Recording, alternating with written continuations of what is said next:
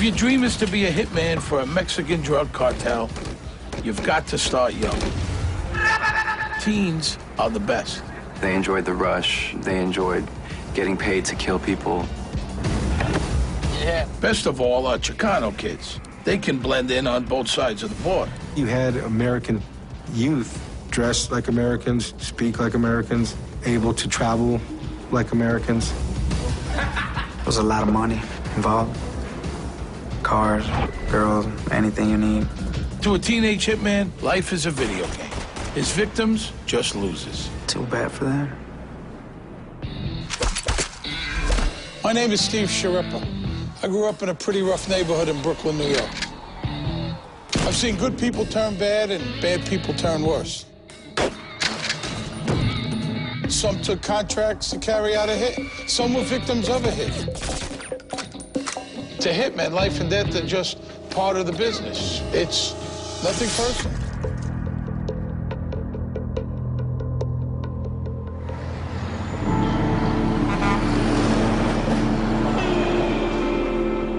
It's December 2005. It's a sunny afternoon in Laredo, Texas.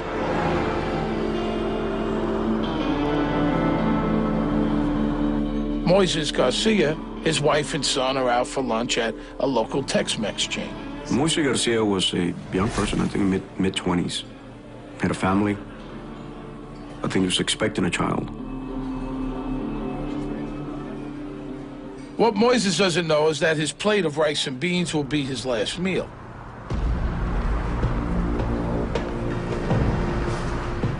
Those three kids circling the block are assassins. They're pros. They've been looking for him. That kid with a pistol is Rosalio Reta, an American teen from Texas. Rosalio Reta is very short, stocky, and has a very peculiar look to him. His nickname was Bart, because they said he looked like Bart Simpson. The fact that Rosalio Reta looks like Bart Simpson isn't that unusual for an American teen.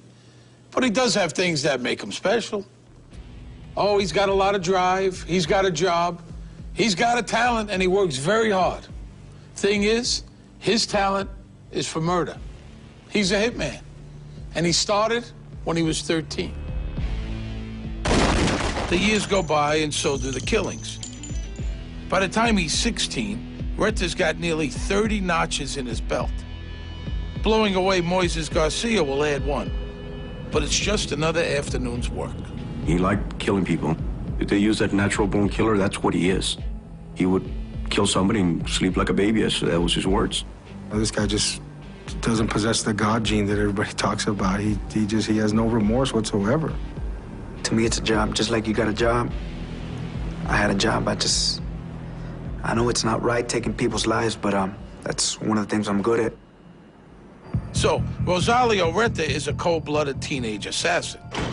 This is the first time he's allowed TV cameras to show his face, now decorated with prison tattoos. You told me who to kill, you're gonna pay me. I just go on and do it. I just go on and do it. I mean, how did that happen? This is a kid from a normal home. What turns him into a killer without a conscience? Reta himself has no idea.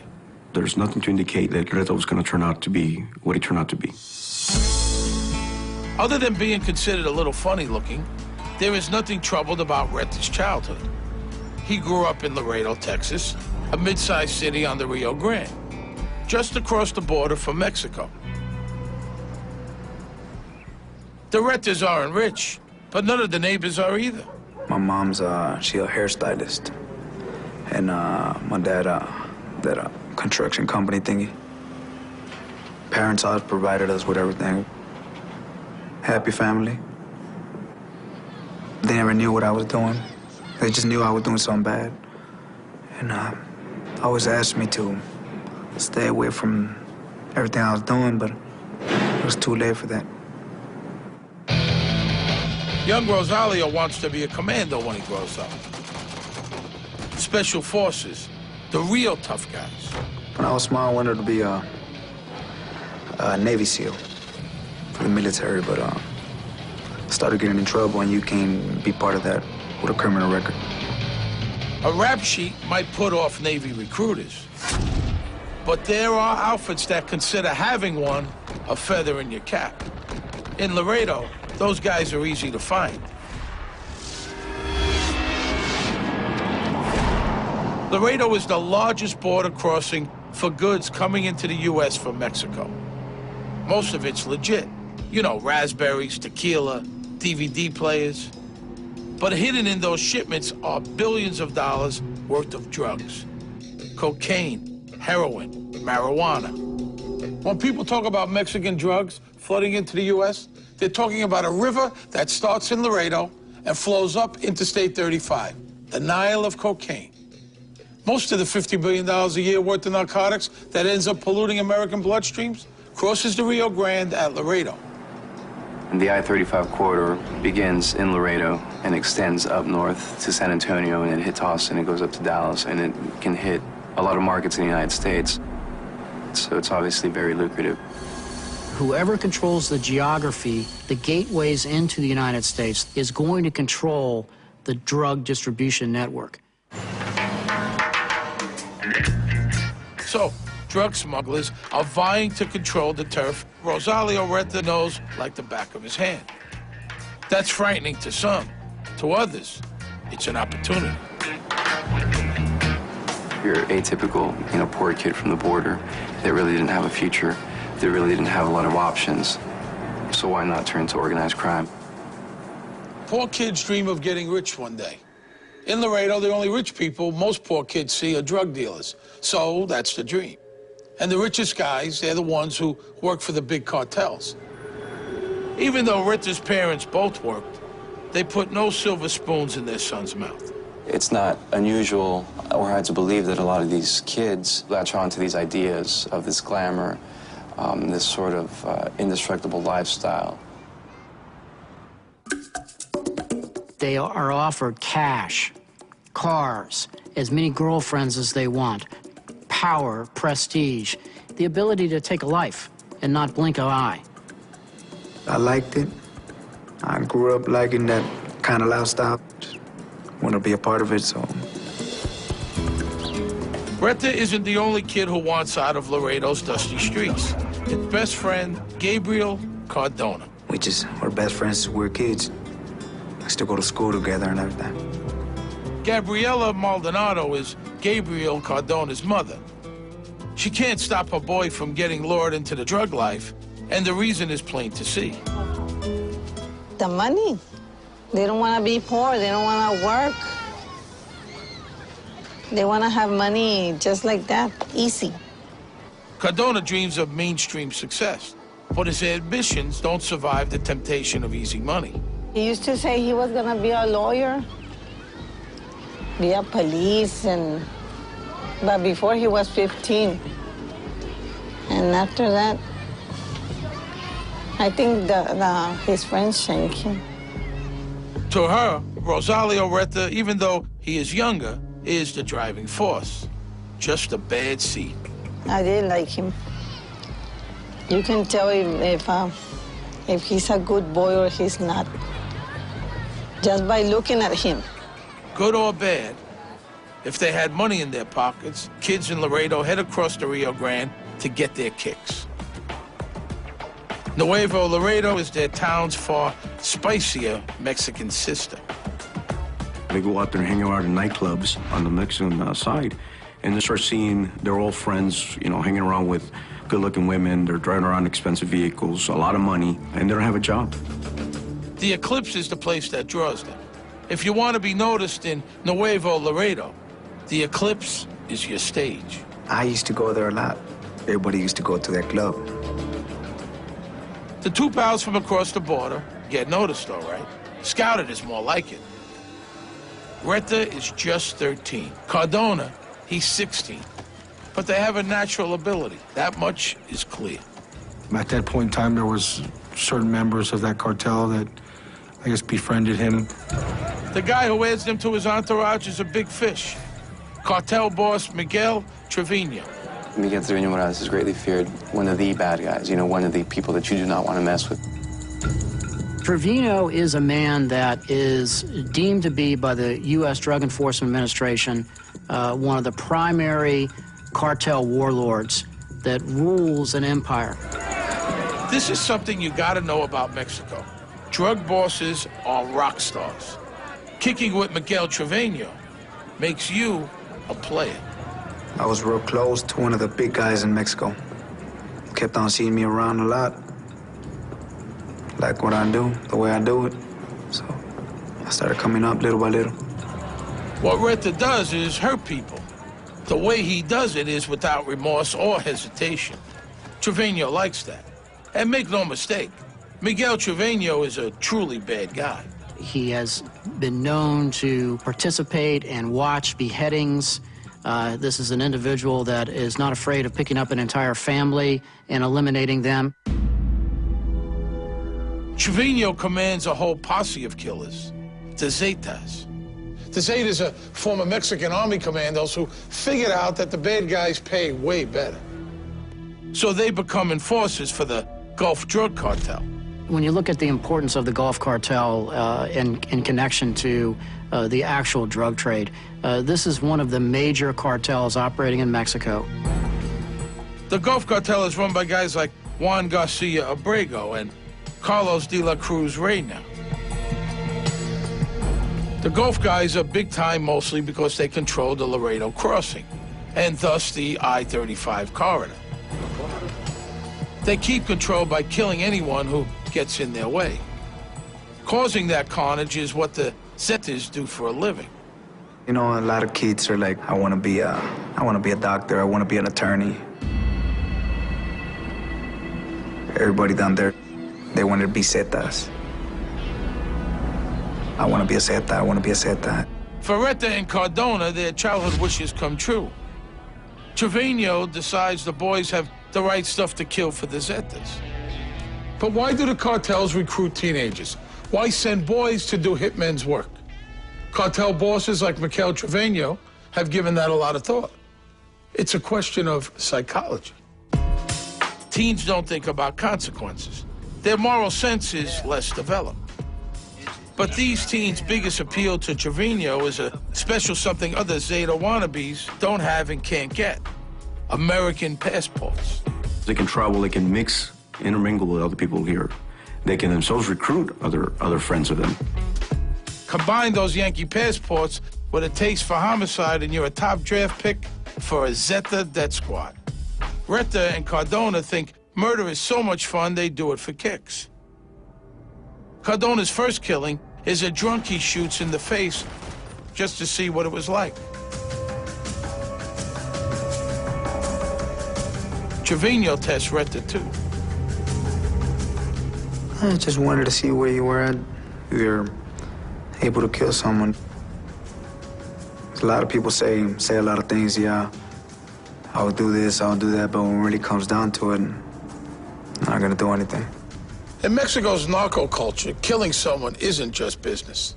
It's how you send a message to your victims' compadres.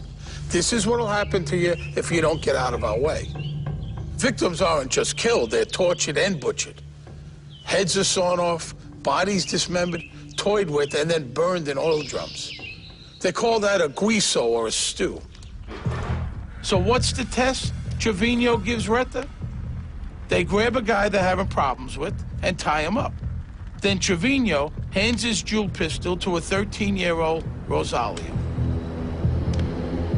So I just killed him. Stepped into a different world. It all changed. But at first, yeah, I started liking it. He executed him to prove his loyalty, to prove that he had enough to commit a murder. I knew what I was getting myself into. I wasn't a kid anymore at that time. It turned out that this 13-year-old was not your average kid. Rosalio Reta has the raw material to be a cartel killer. But at 13, he doesn't have the skills to fit in with the feared Zetas. Miguel Trevino plans to develop his protege. Reta is gonna be a star. He'll be the last one a lot of people see. In the fall of 2005, American teenage assassins Rosalio Retta and Gabriel Cardona are working for a drug cartel. Moises Garcia is in the business himself. That's about to put him in harm's way. Some will see that as poetic justice, the law of the drug jungle. But Moises is not all bad. Oh my God, you win. Ow! He was married. He was a father, a son. Moises might be a good family man, but he does earn his living selling narcotics. He supplies a Laredo neighborhood. Moises Garcia was a member of the Mexican Mafia. The Mexican Mafia is a prison gang that was originated in California. It's real strong in the Texas area, real strong in our city. Moises Garcia, by the way, is no saint. He shot a guy in the head when he was 18, a prison friend of his. They met doing time on drug charges. Anyway, what I'm getting at is Moises, Retta, and Cardona are from the same world. I mean, they're all criminals. But maybe Moises is a little behind the times. 25 is old for a drug dealer. In that world, life is for the young. So Moises Garcia is a small-time criminal. But what makes him important? Well, he's graduating to the big leagues. He's been doing some marketing for the Sinaloa cartel. He was contracted to perform certain services for a rival cartel. It's my understanding that that was the rationale and the reasoning behind him being set up as a target. And being someone the Zetas have a beef with is not what you'd call survivable. Getting killed, that's one of the main things. If you get on step on someone's toes, you're gonna get killed. Garcia is about to become a fatality in an old-fashioned turf war. That I-35 drug corridor? Just because the Gulf Cartel has a lock on Laredo doesn't mean the other guys won't try to muscle in. Chapo Guzman runs the biggest cartel in Mexico, the Sinaloans. They've got a near monopoly on supply, but they don't control any border crossings. They go to war to grab Laredo from the Gulf Cartel. When the Sinaloan cartel tries to move in on this area, you have a traditional power struggle that unfolds. There's a huge infighting and rivalries begin to exist. It was our territory right there, so they can't just come and try to take over like that. If you want somebody's criminal empire, you don't ask nicely. It's blood in the streets, and we're talking buckets. I started killing people, trying to get us out of the way. There's a bloodbath going on back then. I think Nuevo Laredo had over like 300, 400 murders in about a 6-month span, and it was out of control. There's more right there in Nuevo Laredo, and there's more drugs, more money going on, so they're fighting for that spot. Miguel Trevino is the Gulf Cartel's General Patton, and Laredo is his Battle of the Bulge. He needs firepower on his front lines. And those American teens, they are really valuable. They can wipe out the Sinaloan enemy on the Texas front. Trevino took a very personal interest in hand-selecting the individuals that were going to be used, spending a lot of time with them, grooming them along like any good Special Forces officer would with his close combat team. So when he's 14 or 15, Retta finds out he's won a Zeta scholarship to assassin school. If this is your dream, here's how you get the good news. They grab you off the street, stuff your head in a bag, and take you for a long ride. It's like winning hell's lottery. Every 100 people, they're only gonna pick one. And I was one of them.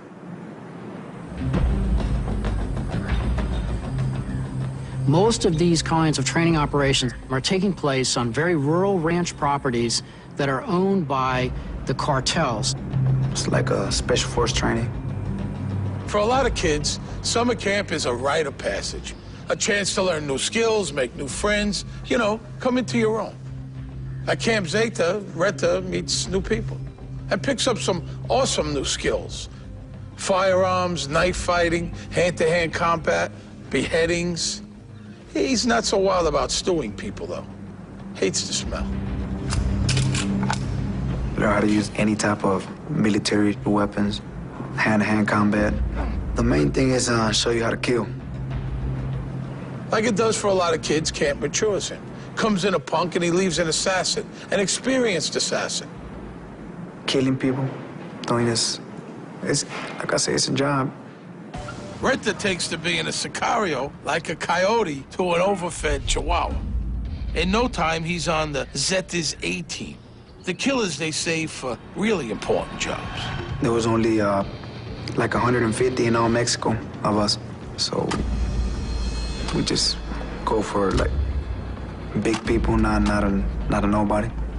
When he first began, I mean, he was a tremendous asset because of the skills that he brought into the organization. He gets busy real fast. He and his fellow campers join the war and show those Sinaloan drug runners no mercy. That's what you do every day over there in Mexico. Every day, on a daily basis, you probably kill like 5, 6 people a day. But Miguel Trevino doesn't need the American teens in Mexico. The battle's over Laredo, remember? And it's on the U.S. side that Retta, Cardona, and their American passports can really have an impact. Miguel Trevino Morales would send these cells that were already in Laredo, U.S. citizens, to take out rivals from the Sinaloa cartel. So in 2005, the big boss Trevino sets up a couple of teams of hitmen in Laredo. He makes Gabriel Cardona a manager and gives him 2 of his homeboys, Retta and Jesse Gonzalez, as triggermen. The 3 sicarios, that's what cartel assassins are called, live together in a nice house, rent-free, kind of like the Real World or the Monkees or something like that. Anything they earn, and they make a lot, is pocket money. And money for these guys is a big deal. Their handlers would rent safe houses for them, and they would stay there, and that's where the communication would take place. Their vehicles were purchased by the cartel for them to utilize in the murders. They were provided weapons, food, and cell phones. Their weekly salary was $500 per person, and that was just to be on standby. And all this would be obviously be paid for by their handlers, by Miguel Trevino Morales. We had a normal life. We're doing everything a normal person does. We just, once you get caught, you gotta go and take that person out.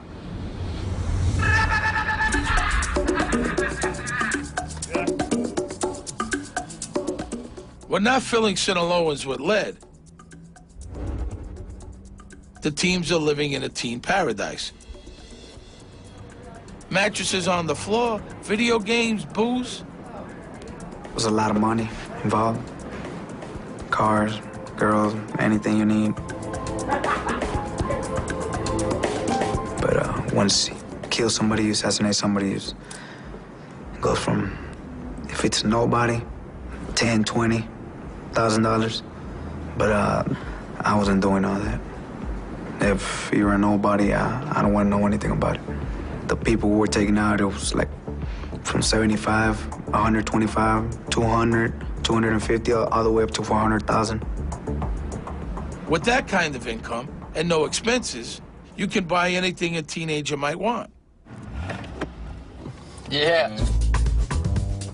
Retta, he likes nice cars. So what if he's not old enough to drive? The first Mercedes he got, he won at a raffle. The cartel was hosting some of their, I guess you'd call it a company picnic, for lack of a better term. They handed out door prizes, and he walked away with the, $75,000 Mercedes, because guy was only 14 at the time.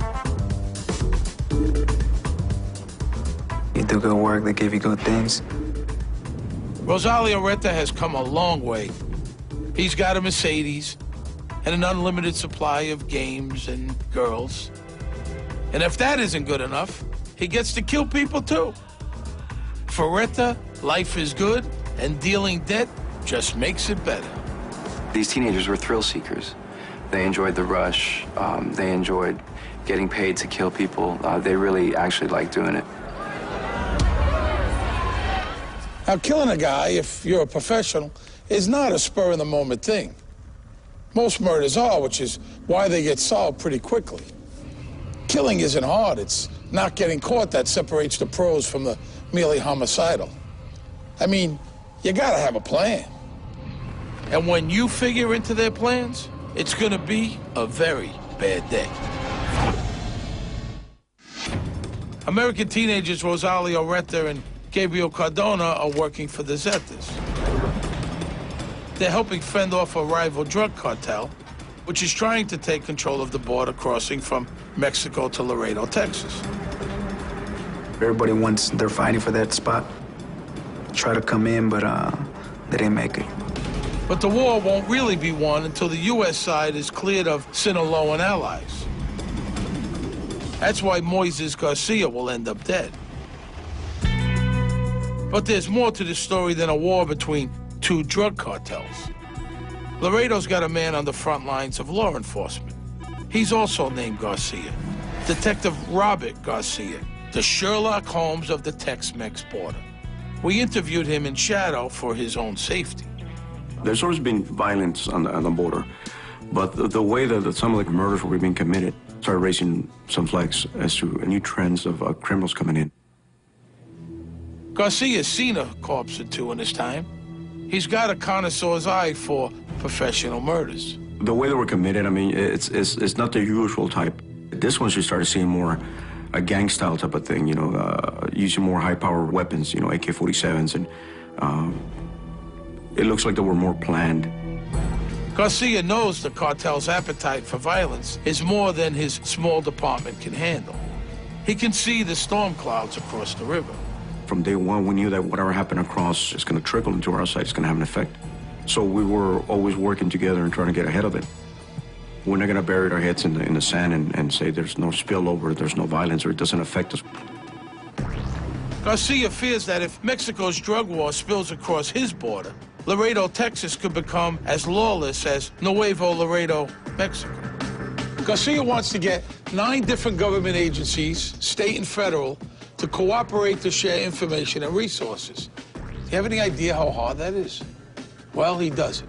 They all sign on to stop the drug cartel's Texas killing spree. With that kind of investigative firepower, Bart stays as a Sicario unumbered. The detective mobilizes every force he can.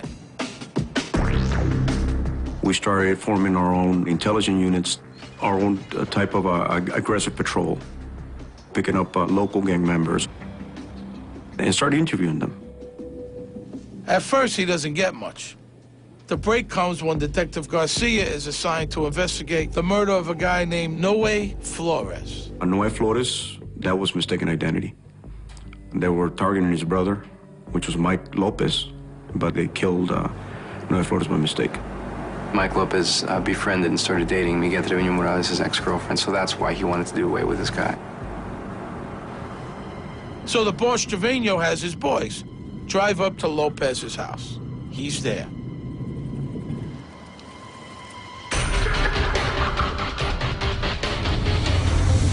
Bang, bang, bang. Easy peasy. He was shot at least, I want to say, a good 6 to 8 times. You know, they leave thinking that they got Mike Lopez. Only one little problem. They pumped the wrong guy full of lead. Mr. Flores, unfortunately, was at the wrong place at the wrong time. Swapping cars a few blocks from a hit is one of those things they test you on at Camp Zeta. It's textbook getaway technique. But if you go to Academy for Assassins, they make sure to remind you not to leave evidence behind. If killing the wrong guy was the only screw-up, it would have been no big deal. But the teen Sicarios, they're having an off day. Anybody who's got teenagers knows it's way easier to persuade them to murder total strangers than it is to get them to clean up after themselves. There's a pack of cigarettes that are left behind with a print, comes back to Retta. The breakthrough that actually helps us break not only this case, but subsequently all the cases, was a piece of paper that was left behind. Now, that little receipt was for a pay-as-you-go cell phone top-up. Oops. So, Garcia's got a set of prints and a cell phone receipt. The receipt leads Garcia to a tattoo parlor. He leaves his business card. The owner tips off Retta. A few days later, the detective's phone rings. Garcia. He doesn't recognize the voice. Yeah. He says, I have an understanding you're looking for me on Bart. You better stop investigating the murders, or we're gonna kill you and your family. You don't know who you're messing with. Just calmed down, told him to stay away, because I didn't want to do anything to him. I wasn't really worried about the rest of the homicide detectives, because they're all naive and green, so he was the smartest one of the whole lot. So that's one we had to watch out for. So yeah, we knew where he lived, where he ate, everything. That was daily schedule.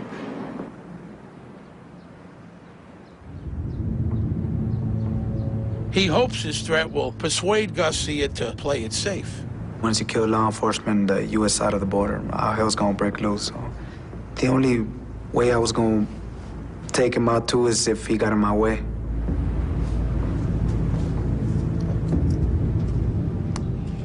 After Bart's threat, the Laredo police park a cruiser at Garcia's house 24/7. But Retta's threat doesn't stop the detective. Just the opposite. Finding the elusive Bart Simpson just got personal. Well, that's when it kind of hits home. And I get, well, I guess this is for real. I did not take it as a threat myself. I did not take it as something that I should be scared of, honestly. I took it more like, how dare he? How dare he calls me on my phone and tells me this? It just made me go look for him even harder. Rosalio Retta may have picked the wrong Texas lawman to tangle with.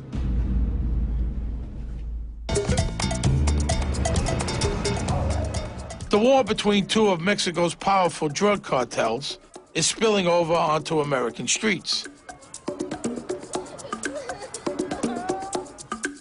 The bodies are piling up on both sides of the border. 1, 2. Moises Garcia is a successful businessman with a family in Laredo. He's near the front lines, but he thinks he's under the radar. He's wrong. His business is selling drugs. Cartel kingpin Miguel Trevino has decided Moises has got to go. Why? Moises has been selling drugs supplied by the Sinaloa cartel. That makes him a traitor. He's working with the Sinaloans, but his homies are allied to the Gulf cartel. Bad move. Moises Garcia was alleged to be an operative for the Sinaloa cartel, whereas some hits were for personal reasons. That seemed to be directly because of business. In Miguel Trevino's campaign to wipe out any Sinaloan troops in Laredo, Moises Garcia is just one of a long list of foot soldiers who have to die. Trevino sicks his sicarios on him. It's a job. Just like you got a family you gotta feed, I got one too. And so does Moises Garcia. It'll be the last thing he ever does. It's Thursday, the 8th of December, 2005. Moises Garcia and his wife and son are out for an early dinner. It's a friendly venue for a last meal. Things have been breaking Garcia's way for a while. But all good things come to an end.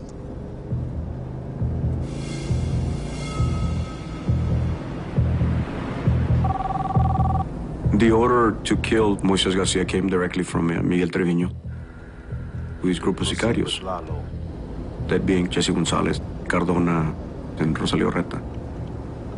They wouldn't do the killing unless it was ordered directly by him. Even a run-of-the-mill pop like Moises Garcia is meticulously planned.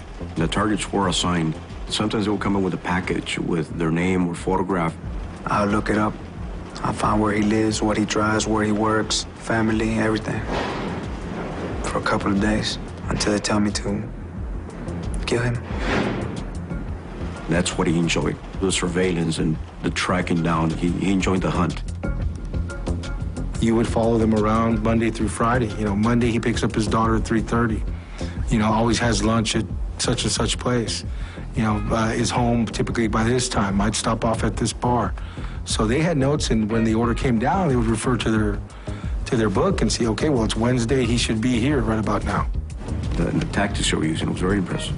They knew where he lived, and they set up surveillance at his house. It was an apartment. But they were never able to catch him when he left. The problem with tracking down a drug dealer like Moises is he just doesn't keep regular hours. Luckily for Retta and crew, he does drive a distinctive car. Look, right there, right there. They were driving around, they spotted his vehicle. He was driving a white Lexus at the time.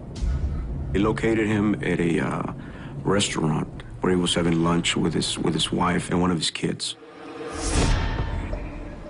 Moises Garcia is a dead man noshing. You can see it, too, on the video. You see this Bronco just, you know, circling the place 2, 3, 4 times, waiting for Moises Garcia to leave. The boys don't care that Moises is with his son and pregnant wife. Having a kid there just makes it easier. He's less likely to return fire. During the meal, Moises gets a phone call. Duty calls. Lunch is over. Tip-off or setup? We'll probably never know. Moises doesn't tell his wife why, just says, hey, it's time to go. But the Predators have had all the time they need. They've picked a spot and a strategy. Boom, boom, boom. Training. It pays off when you're under pressure.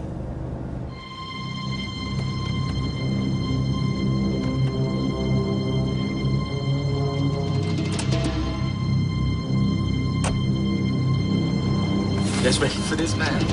Are you ready for this shit? When he comes out and they see the vehicle backing and start heading towards the exit, they block him. Retta exits the vehicle and approaches the driver's side. His wife was in the passenger seat. One of his young children were in the back seat. Retta just starts boom, boom, boom, just firing away. Retta's 9mm holds 10 slugs. He empties it.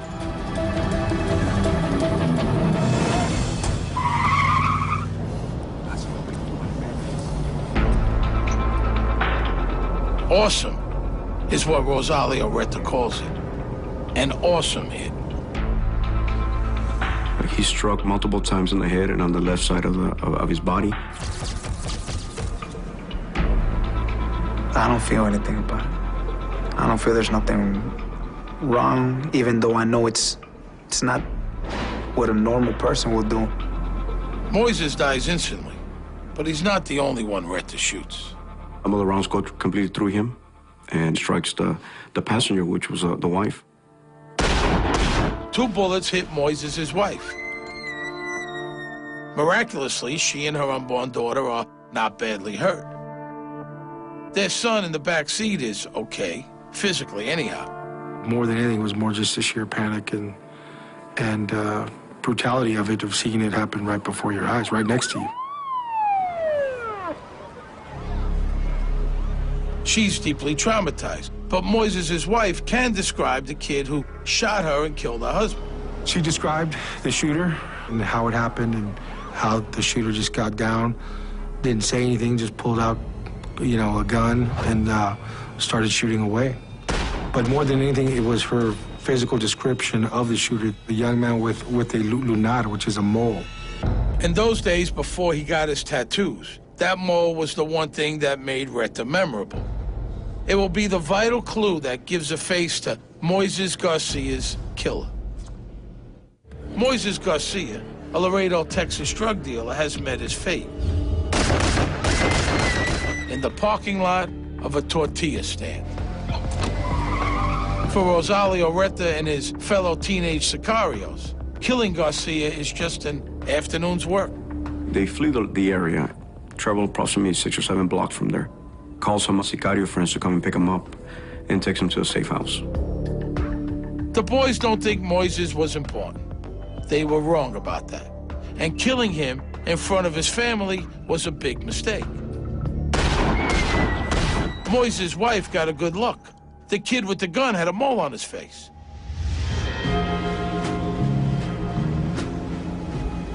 Retta crosses the river to lay low in Mexico for a bit. Cardona and Gonzalez stay in Laredo, but they move to a new safe house in a nice neighborhood. Bad move. After the Moises hit, It doesn't take Detective Robert Garcia long to ID the teenage assassins. Even worse for the Sicarios, one of their drug gang pals is a mole. He steers them to rent a house Garcia's pre-wired for video and sound. The detective's new Sicario channel is a lawman's dream. That's not normal day-to-day conversation that they have. It's not, let's go to the movies or let's go to the mall. It's just talking about, let's go kill this person. It's totally different. By April 2006, only 4 months after Moises was killed, the cops have everything they need on tape. The safe house crew hears a knock, a big knock. Reta's not there. He's in Mexico. But it's all over for his childhood pal, Gabriel Cardona. Gabriel Cardona is so impressed with the task force videos, he decides a trial is way too risky. And getting out of prison would likely lead to something really unpleasant. Trevino and the Zetas will be pissed off when they learn how much Cardona gave up when he confessed. A Texas prison is the safest place he can be. The third member of the assassin cell, Jesse Gonzalez, gets away and also hightails it to Mexico. Another bad plan. He's arrested by Mexican police and is promptly murdered in jail by the Zetas. So what about Rosalio Reta? He stays in Mexico to avoid the heat, and the cartel has plenty of work for him anyhow. His body count is going up, notch by notch. But with Jesse dead and Gabriel behind bars, 16-year-old Rosalio finally loses it. He goes rogue. He was causing problems for his superiors, who had to answer for him and eventually got tired. He was too ruthless for them at the time. What does it take to be too ruthless for the Zetas? The guys who put the carne in carnage? Well, there is that night in Monterrey, Mexico. What happens in Monterrey is that him and another group of individuals go to a nightclub called El Punto to kill a Mexican mafia member. And they toss 4 hand grenades into the nightclub and spray the people in there with an automatic fire, AK-47. I went in and instead of just killing 1, I killed 4. They were affiliated with the same person. So, took them all out and threw some grenades in there. Injured 25 people. Despite the impressive body count, it seems Reta doesn't get who he's after. And his paymaster, Trevino, told him not to do the hit at all. They say I didn't kill the right person at the bar. Well, I'm not known for missing my targets. He does miss the point, however. Even if you've got grenades, you don't disobey the boss of the Zetas. So now Miguel Trevino is seriously annoyed. And Trevino doesn't have a line between irritated and homicidal. Reta's got some splaining to do. But mostly, Reta is a loose cannon. The Zetas, they don't like those. The tables kind of switched and they actually wanted to kill him. That's a shame of it all here, too, is, you know, these kids, they're disposable as a razor blade to these cartels, you know. Once your use is done, you're done. So here's the story of what happens next. It's the one Reta tells anyhow. 2 sicarios stuff him in the trunk of a car. They're headed to the desert. Reta knows this drill. Things are looking very bad. Reta's Camp Zeta skills come back. He kills his captors and run for it. But the Mexican cops bring him down. He ends up in a Mexican jail. He knows the Zetas will kill him if he doesn't get out fast. Jesse Gonzalez only lasted a few days. If I would have stayed over there, eventually they were gonna kill me. But that's one of the things that comes with it. You want to be part of a certain group. Once you get caught, you're gonna be locked up or you're gonna be dead, so it didn't really matter. Reta's got one hope. There is one person he knows who would like to see him alive and who could keep him out of the stew pot. You guessed it, Detective Robert Garcia. Bart. He's happy to hear from Bart. And just like that, he's out of Mexico and in a Texas jail. He comes across the border the day after he turned 17. Well, I liked what I did. I killed my first one, and I liked it. I felt like Superman. Why? Because I killed someone. I'm sitting in front of this 17-year-old kid, and he's telling me all he's done, and he's telling me how he's doing it, and the way he feels. And the only thing I can think of that I got my own 17-year-old kid at home, and I'm upset at him if we don't cut the grass. And you know, it's hard to describe. You know what I'm thinking. That is like, what makes him think this way? What makes him turn out to be this way? They put me as a monster. That I killed innocent people, that kill everybody just because I can, just because I'm able to do it. That's not true. I don't kill no innocent people. If you don't know anything, you ain't got no reason to fear anything. In the end, Retta cops to 30 murders in Mexico, more or less. It was only a number, because I'm not really sure. He won't confess to killing anyone in the U.S., but that print he left in the No Way Flores getaway car sinks him. Convicted in the Flores case, Retta finally admits to killing Moises Garcia. Combined sentence, 70 years. That's 4 times the 17 years he spent on the outside. Moises Garcia, his son and his daughter, born a few weeks after Moises died, they got life without a dad. Retta never showed any kind of remorse towards the murders that he committed or the victims he left.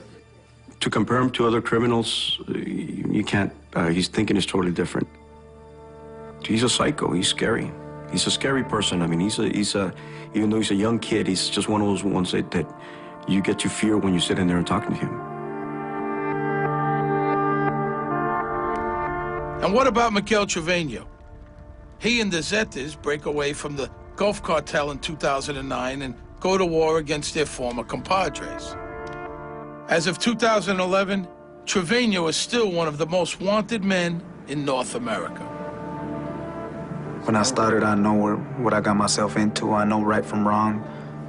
And I knew that eventually a day I was going to end up being in prison or getting killed. There's only one way in and one way out. How do you feel about your victims and their families? Too bad for them. No sense of remorse or...